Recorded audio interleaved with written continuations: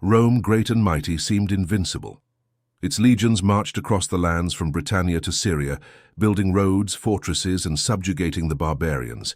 The empire expanded, and its eagles carried the glory of the Caesars across the known world. But there was one land the Romans sought to conquer but never could. Beyond the Rhine lay deep, wild forests, home to tribes that knew no fear, obeyed no ruler, and were willing to die for their freedom. This was Germania, untamed, brutal, and merciless to outsiders. It was here that one of Rome's most terrifying and mysterious defeats took place. It all began with a triumph. The Roman general Publius Quinctilius Varus, appointed by Emperor Augustus as governor, was convinced that Germania was already subdued.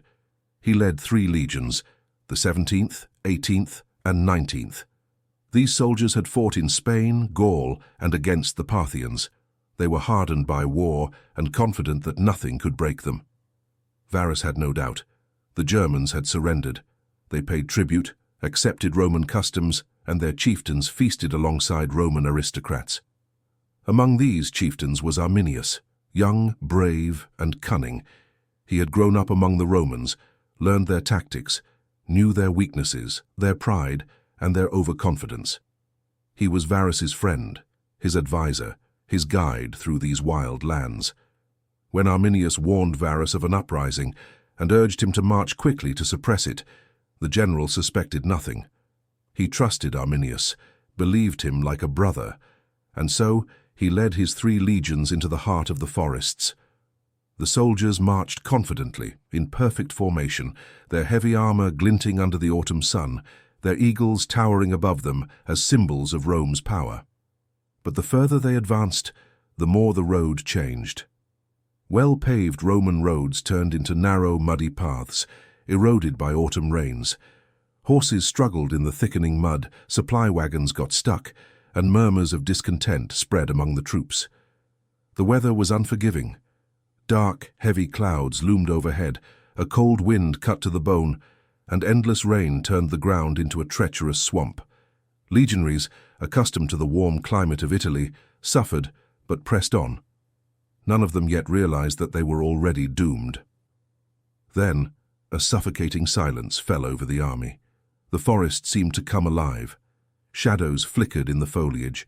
Trees swayed as if unseen eyes were watching. Someone was waiting. And then, all at once, like a sudden clap of thunder, the first battle cry shattered the air. It echoed through the trees, followed by hundreds more. Out of the woods, the grass, the very earth itself, demons seemed to emerge. These were the Germans.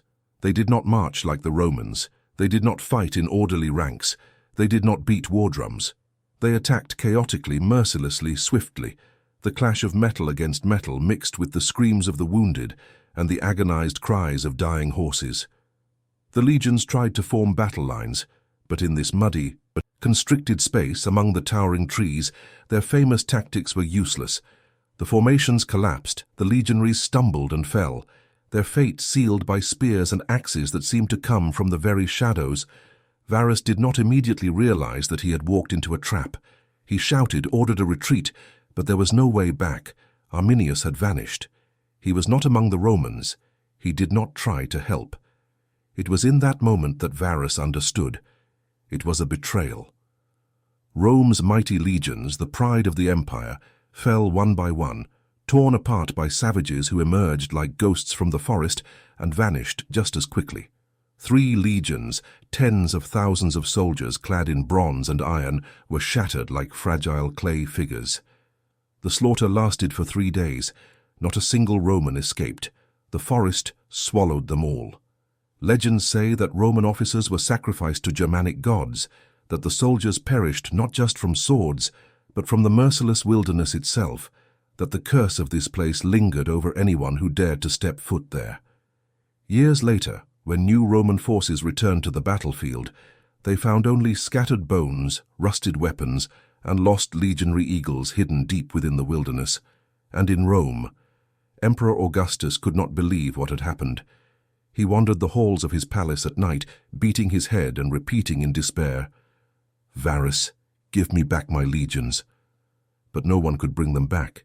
They had disappeared forever, leaving behind only the whispers of an ancient forest where even today, on stormy nights, the echoes of that fateful battle can still be heard. But what became of this cursed place? What remained of the lost Roman legions, swallowed by the depths of the wilderness? Years later, another Roman general, Germanicus, led new troops into the forest to avenge the fallen. They found the battlefield, or what was left of it. The ground was strewn with bones, skulls stared skyward with hollow eyes, rusted swords lay embedded in ancient tree trunks, and remnants of Roman banners lay covered in moss and thyme. They recovered the lost eagles, buried the remains of the legionaries, but they never claimed victory. Germania remained free. Rome never again attempted to conquer it. The forest where 3 legions met their doom became a place where civilization lost to barbarism, and the empire realized its limits. This disaster was a shock to the Roman world. Even centuries later, it serves as a reminder that arrogance can destroy even the mightiest. The Battle of the Teutoburg forest changed history forever. If Rome had not lost its legions here, perhaps Germania would have become part of the empire, and all of Europe would have looked very different. But history does not know the word if. The forest remains silent. The wind rustles through the trees, and on rainy nights, they say, you can still hear the screams of those who perished there long ago. And no one knows. Was it merely an ambush? Or did the ancient gods of Germania intervene to stop Rome?